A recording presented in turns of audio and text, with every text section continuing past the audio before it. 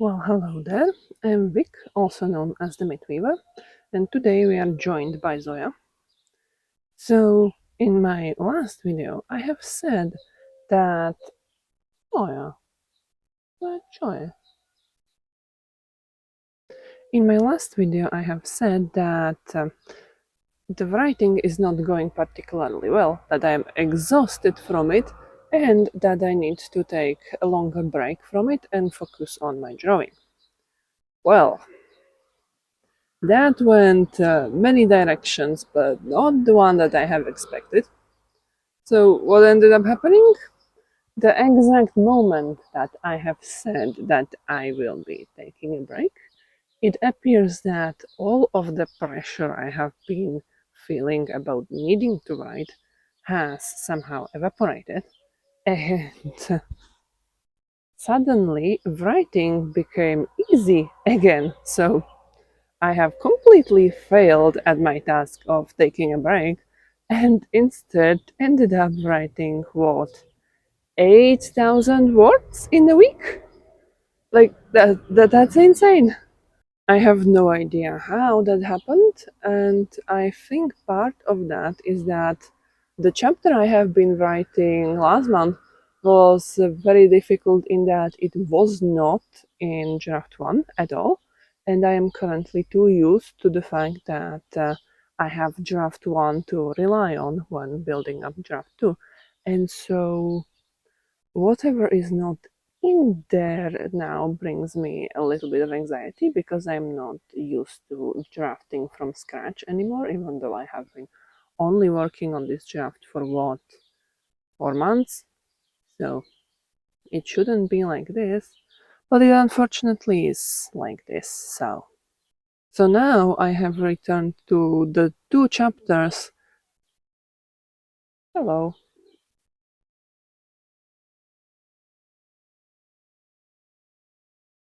So many animals today. So I have returned back to the 2 chapters that are supposed to be in the draft and follow after, and suddenly everything became rather easy because those 2 chapters are, like, plot-wise very solid. I have written them back in June when I was finishing this book because those were the parts that got deleted in that incident where I didn't have my work backed up and I got my entire computer reset. And so that needed to be rewritten from scratch before I was finishing the book. And that means that the writing, even though it was rushed, it's from summer, so it's relatively, let's say, up to date. There were like things missing, like descriptions and things like that, but it wasn't like horrible. And what was happening plot wise just could be mostly taken from there straight and just co robisz. That could be basically taken from draft 1, and I have only like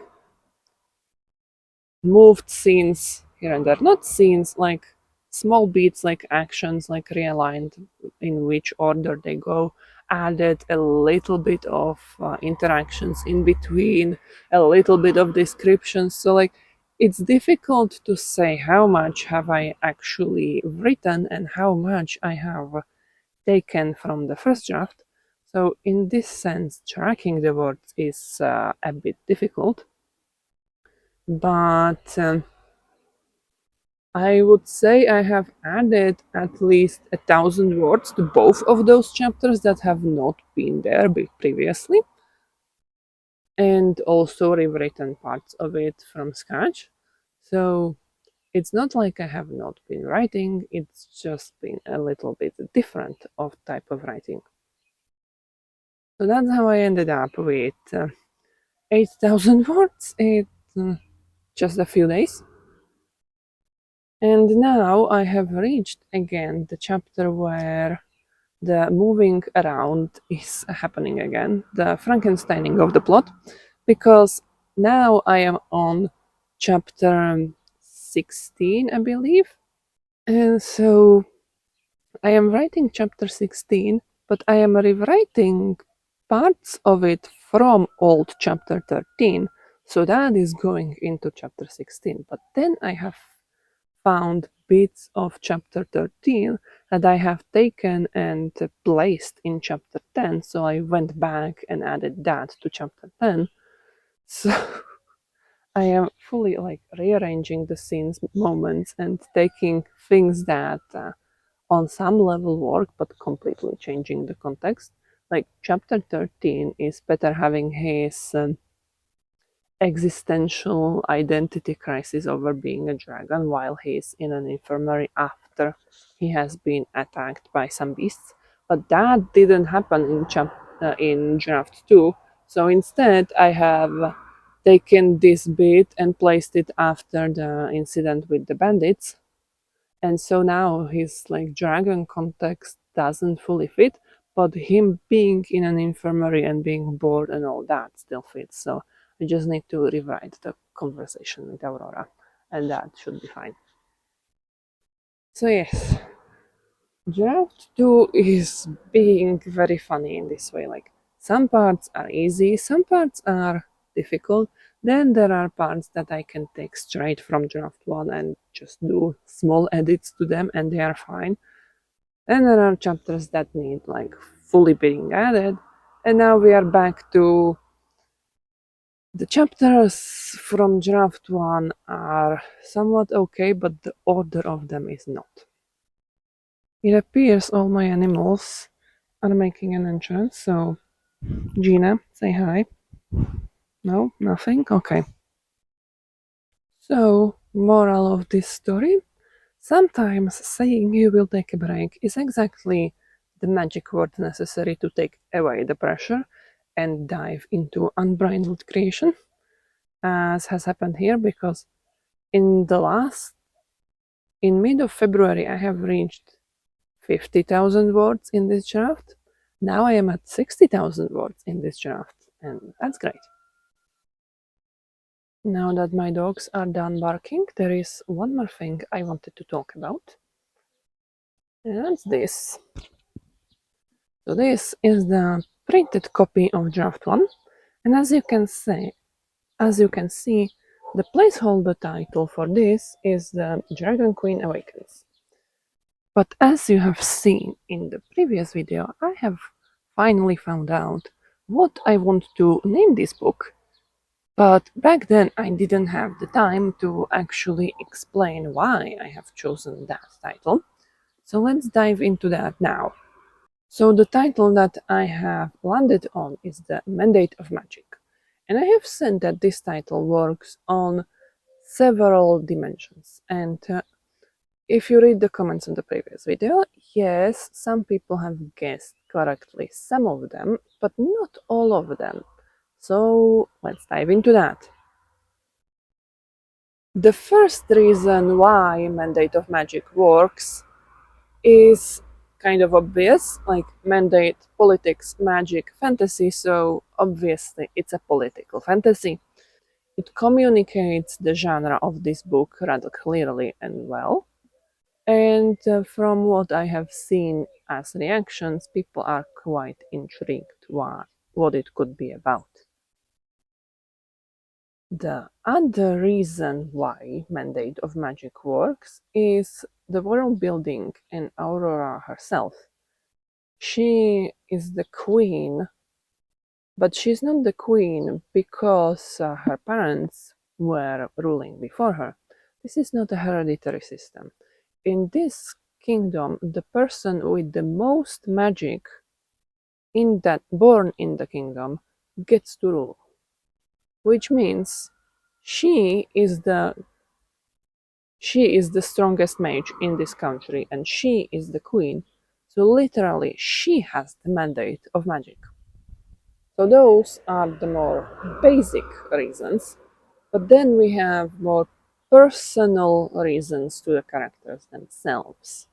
So reason 3, we are sticking with Aurora, and basically her part of the plot is this political battle part of the story is the political battle between her and the council, because she has the mandate of magic, as we have established. So she is the queen, she is the ruler, but the council has been given this decree by her sister in Aurora's absence, and now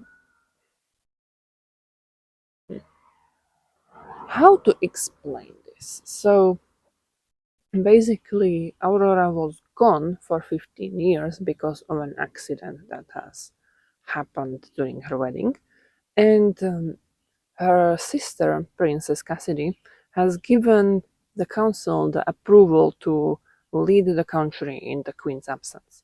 The issue is that she didn't put any ending clause on there, and so now Aurora is battling with the council, who are saying that it is their decision to determine if she is fit to rule or not. So we have a conflict between basically the legitimacy, the mandate of the magic, which tells that Aurora is the absolute ruler and should be the queen.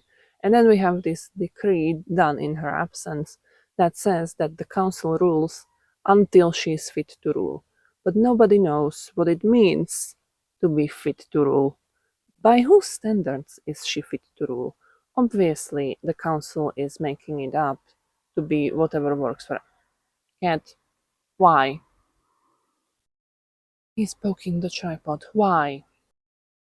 And the last reason why this works is tied to Peter in his character arc in this specific book. Why? Because Peter discovers that he is a dragon and he has magic. And this first book is mostly him figuring out what it means for himself, because he was taught to hate dragons and hate magic, and so now he hates himself. But the people around him who have magic and are dragons are not as monstrous as he was led to believe.